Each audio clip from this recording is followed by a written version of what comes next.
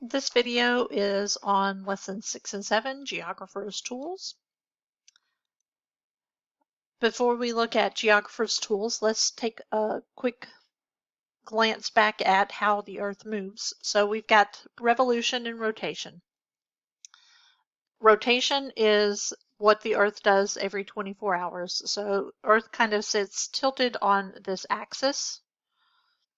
It's an invisible line that goes through the middle of the Earth, and it spins around this pole, this stick, this axis once every 24 hours. And the Earth revolves around the Sun every 365.25 days. So that's the loop that it goes around the Sun. And this is what causes our seasons. The rotation causes day and night, and revolution causes the seasons. Revolution also can affect the length of daytime and nighttime. We have 2 days where there is an equal amount of day and night, and that's in the first day of fall and the first day of spring. It's the autumnal and vernal equinox. And one of the things to remember, one of the things to think about is when we're in summer here in the northern hemisphere, it is winter in the southern hemisphere.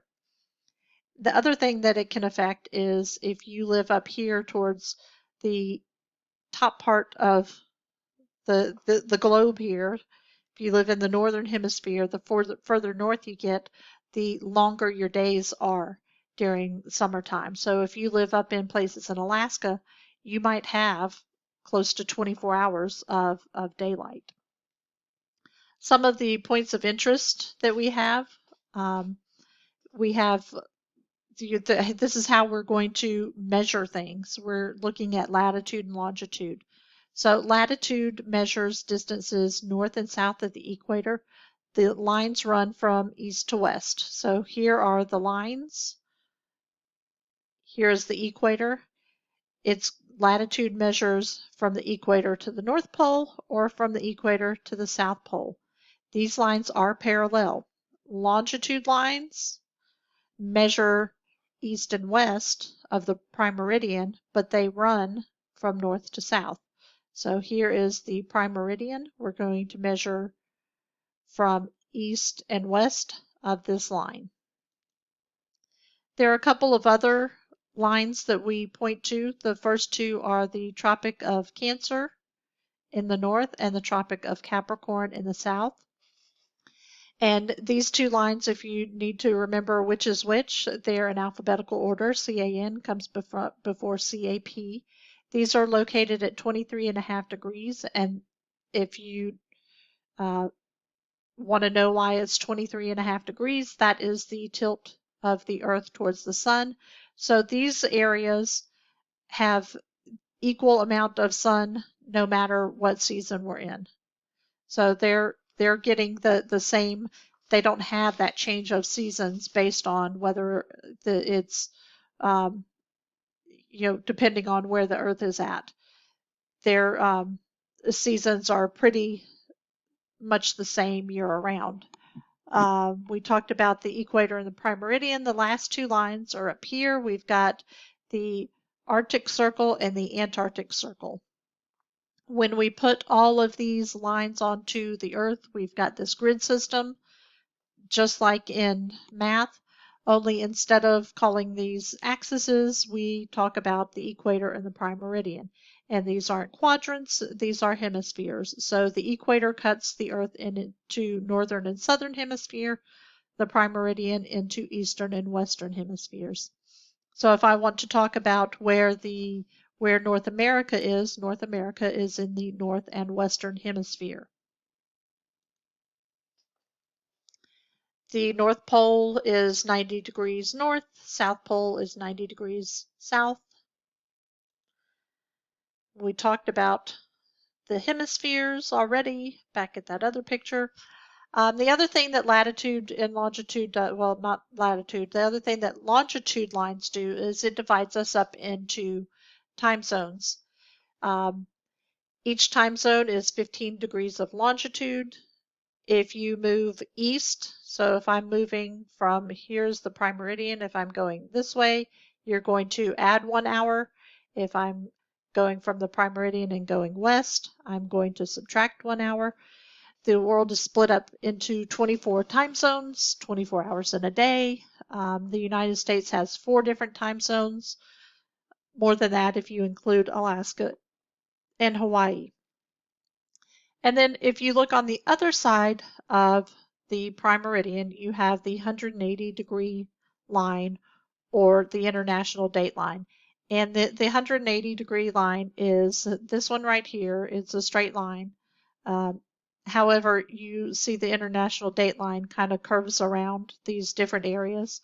And the reason for that is if it didn't, you might have one of these little island groups out here in the Pacific Ocean where one of the islands is on uh, today's date, August 15th.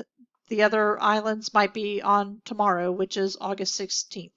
So that's why that kind of squiggles around through there, so that countries aren't having different dates. Maps are just flat representations of the Earth, and a globe is a round representation, and it is a more true representation. However, it is not as easy to read. Maps are much easier to fold up and put in your pocket. A globe, not so much. There are different types of map projections, and each of them have things that are good and bad about them. This is a Mercator projection, and this is probably one of the easiest to read, but it definitely distorts the size and shape of the different countries. So the Mercator projection just puts our lines of latitude perpendicular, so they're at 90-degree angles from each other. But if you remember when we looked at latitude and longitude lines are not parallel. They come to a point at the poles and they're wider around the equator. And we're going to take a look at how this affects. Let's take a look at Greenland here. Let's look at a better projection, which is a Robinson projection. So now you've got these curved lines through here, and you see how much smaller Greenland is. And then we have a couple other projections. Just make sure you read through those in the lesson. And then we get into maps, and we have several types of maps. We have general maps and we have special purpose maps. Physical maps show physical features. Political maps show boundaries. So here are some different types of maps. This is a political map showing you the outlines of all the different countries. These are all special purpose maps. This one shows you all the volcanoes. This one is a population density map, and this one is biomes. The problem with these two maps down here is they're monochrome, which means they're all one color. For me, if I'm looking at this map, it's very hard for me to tell the difference between this color, this color, this color, and this color because all of them look like they're almost black. So being able to distinguish those different biomes would be very, very difficult for me. Map elements. So the map symbols are those lines, colors, shapes, symbols that represent information. That goes along with your map key or legend. That is the explanation of what all those symbols mean. You should see a scale somewhere showing you that from this line to the end of this black line right here would be 6 miles in distance in real life. You should have a compass rose, looks something like this, and it gives you the cardinal directions. So you have north, east, south, west. You may have learned, never eat soggy waffles. I learned it, never eat slimy worms. And in between each of your cardinal directions, you have those intermediate directions. So in between north and east, you have northeast. This is what makes a good map. You have the word dogtails. So you should have a date. You should have that orientation, that compass rose.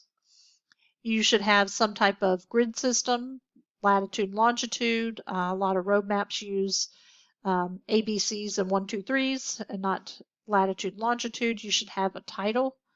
You should have an author. This may not be a specific person, but it might be a map company. You should have an index showing you some special areas that you need to look at. If you're looking at a road map, it might point out to certain cities, the important cities, what their grid coordinates are. You should have that legend or scale explaining the symbols, legend or key, sorry, legend or key explaining the symbols, and then you should have a scale for your distance. Charts and graphs, just like in math, we tend to use lots of charts and graphs. When looking at a chart and graph, make sure you're looking at these particular things. Make sure it has titles, clear titles and labels. You want to look for, that it's not trying to display too much information. It should have some color on it. It should be very easy to read. So let's look at this graph up here of any town's population. I can see their population goes up by 10,000s. The years every 10 years. So it would be fairly easy for me to estimate the amount of population growth between 1950 and 1960 based on this graph.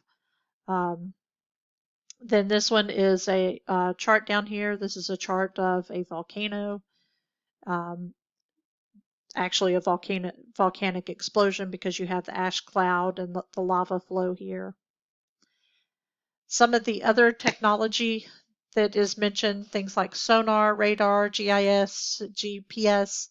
GPS is the one that we are most familiar with. We tend to have that on our phones. It uses satellites to pinpoint our location and gives us that route from one place to another. That is it for this lesson.